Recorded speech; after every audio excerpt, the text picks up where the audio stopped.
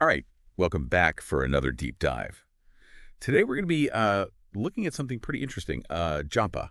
Okay. And we're talking about Nigerians leaving Nigeria. Yeah. We got some firsthand accounts, we got Yeah. news reports, expert analysis. This is a big one.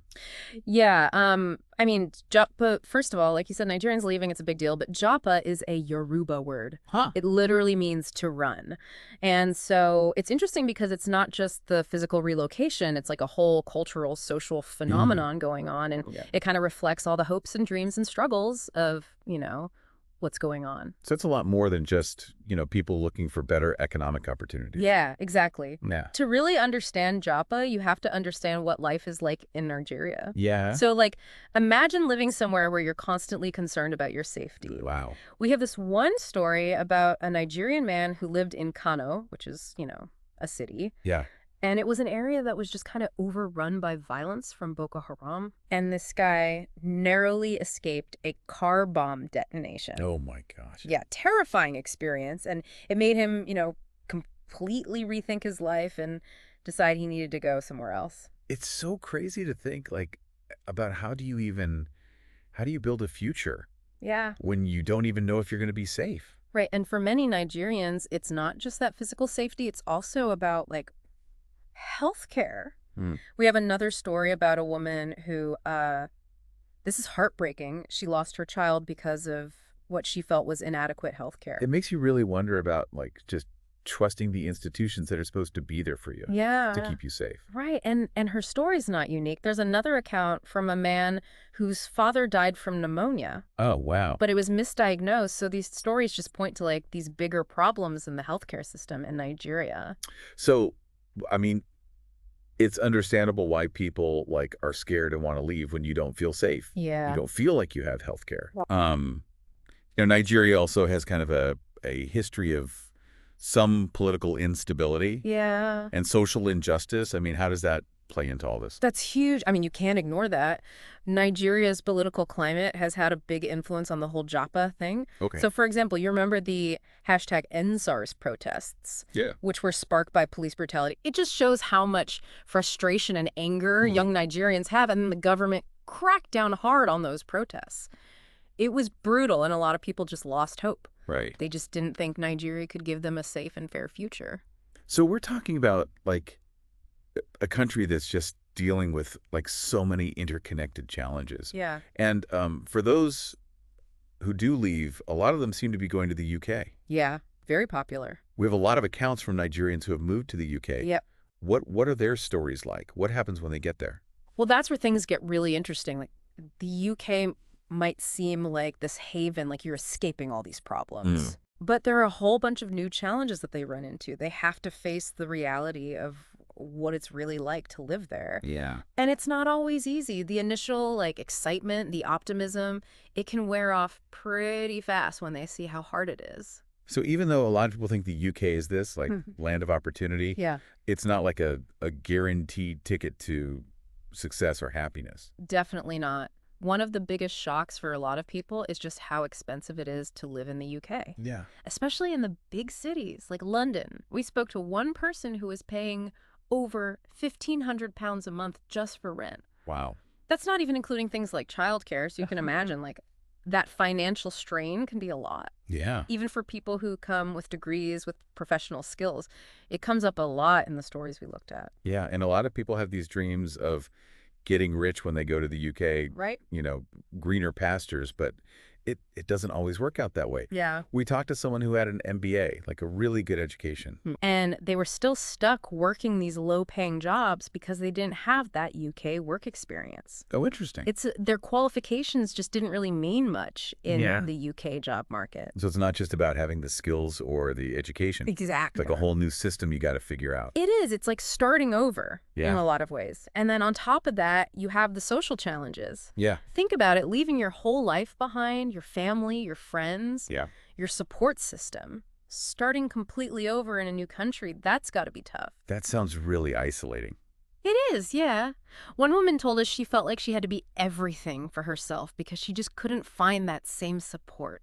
in the Wow. UK. And then on top of that, you have to deal with the racism, the discrimination. But was that a common theme in the stories you looked at? It really was both subtle things and just outright racism. Wow. One person said they would get ignored in meetings constantly. Another person was subjected to monkey chants. Oh my gosh. Another person described being viewed with suspicion just for trying to help an elderly person. It just makes you wonder if all of that is worth leaving your home for. It's a tough question. A lot of people who've made this JAPA journey really wrestle with that. And Yeah. it's not even just the day-to-day challenges. It's the emotional toll of being so far away from your loved ones. Oh, yeah? We heard so many stories about people missing out on huge life events, births, graduations, weddings, even funerals. That's got to be so hard. It is. One man told us he couldn't be there when his father died, and he still hasn't really dealt with the pain of that. Yeah, that just adds a whole other layer to it. It does. It's like the sense of loss, of displacement. It's a big part of the JAPA experience that people don't always talk about.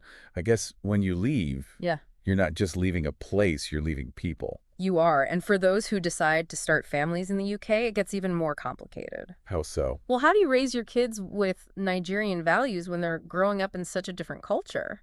How do you handle things like LGBTQ plus acceptance when the UK is so different from Nigeria in terms of laws and social attitudes? Yeah, that's a tough one. It is. We saw how these issues play out in real life for these families. One father told us about the inner conflict he felt. Huh. He was trying to balance his own family's traditional values with the more liberal UK culture. It's this balancing act Yeah. a lot of parents have to figure out. So it sounds like, JAPA, it's not just this simple solution. It's Yeah. more like a journey. Yeah. It has its ups and downs, and you got to be ready for the heartbreak too. You do. But even with all that, we did find stories of hope, stories of resilience. Okay, well, that's good. Yeah. I mean, what were some of the more positive things that you came across? One of the most interesting contrasts was in healthcare. Oh, okay. We talked to this woman who had given birth in both Nigeria and the UK. And she said it was like night and day. Wow. She felt so much safer, so much better cared for in the UK. Yeah, and it shows how different those healthcare systems are. Other people also talked about feeling more secure, more stable in the UK. That makes sense. Things like healthcare and education, just having access to those services. So it seems like even though there are these huge challenges, there are also some real benefits. Definitely. A better quality of life for a lot of these Nigerians who moved to the UK. Right. And beyond those personal experiences, we saw all these stories of Nigerians who are really thriving in the UK. That's awesome. Yeah. Entrepreneurs, doctors, engineers, artists, you name it. They're really making a difference. It's like if they could be so successful in another country, it makes you wonder what Nigeria could be like Yeah. if things were different. It does. It makes you think about all that potential. Like, could those same people have achieved all those things if they had stayed in Nigeria? It's a question a lot of Nigerians ask themselves, both those who have left and those who are still there. Like, if the reasons people are leaving, the insecurity, the lack of opportunities, if those things were fixed, Yeah. could we see people coming back? It's a big question, but it's an important one. It is. It's about getting to the heart of what Nigeria needs to do to become a place where people can truly flourish. And not just survive, right? Exactly. It's Yeah. about creating a Nigeria where people choose to stay because they believe in its future. So it feels like, JAPA itself, it's like the symptom of a bigger problem. Yeah, I think that's a really good way to put it. These people, they're so resilient, they're ambitious, they want to make a better life for themselves. Yeah. But it just makes you wonder, like, what could Nigeria do Yeah. to create those same opportunities at home? Absolutely. That's really what we need to be talking about. JAPA is complicated. Yeah. There's no easy answers. It's about individuals trying to make a better life, but it also shows us these bigger issues that Nigeria needs to fix. So we've heard all these stories, we've Yep. seen the challenges, but where do we go from here? What does this mean for the future of Nigeria? It makes us think about a pretty tough reality, you know? If the things that are pushing people to leave, Yeah. if those don't change, is this just going to keep happening? Yeah. Can Nigeria really afford to keep losing all these talented people to other countries? And on the flip side, I mean, what does it mean for the UK? All these skilled, educated people coming in. Yeah. Is it is it a good thing for them? Are there, like, downsides to think about? I think it goes both ways, right? Yeah. The UK definitely benefits from having these Nigerians contribute their skills and talents. Yeah. But it also raises questions about, how do we integrate everyone? How do we make sure there are opportunities for everybody? Right. How do we keep society cohesive?